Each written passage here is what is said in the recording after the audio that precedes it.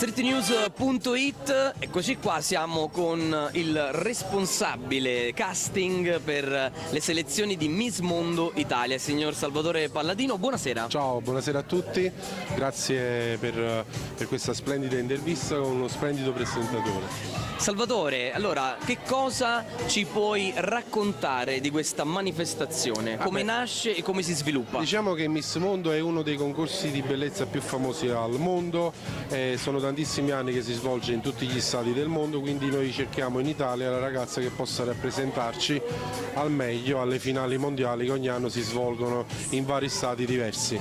Quindi la Campania sta sempre al primo posto come numero di iscritte, come numero di bellezza, ma noi continuiamo a cercare sempre 12 mesi all'anno le ragazze che poi gareggiano puntualmente ogni anno per le finali nazionali e per rappresentarci al meglio, come dicevo prima, alle fasi finali.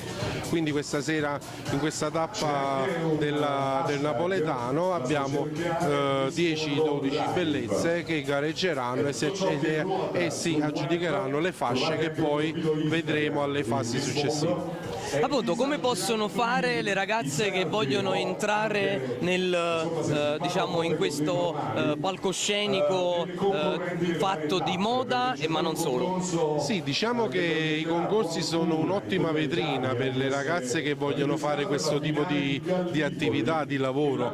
Diciamo che all'inizio deve essere preso come gioco, poi in base alle selezioni, in base a come viene poi avanti la procedura, nel momento in cui si capisce che la ragazza è valida, anche lei stessa deve prenderla in modo più serio e impegnarsi seriamente e continuare nelle fasi sia dei concorsi e seguire poi i consigli di corsi di portamento, di dizione, o in base a quello che si sceglie di fare. In questo settore è vasto, dalla pubblicità alla televisione alla moda, quindi c'è ampia scelta, dipende tutto dalla passione che vince poi su tutto. Sì, c'è anche un sito internet? Sì, per quanto riguarda parlando di Miss Mondo, c'è il sito internet di Miss Mondo che è www.missmondo.it per coloro che vogliono partecipare. L'iscrizione è gratuita e quindi sono libere di partecipare, l'iscrizione è aperta 12 mesi all'anno. Proviamo a trovare la modella che ci rappresenterà nel mondo. Speriamo, la Campania si è sempre classificata bene in tutte le fasi, speriamo anche quest'anno facciamo una bellissima figura. Salvatore Palladino qui a streetnews.it. Grazie a voi.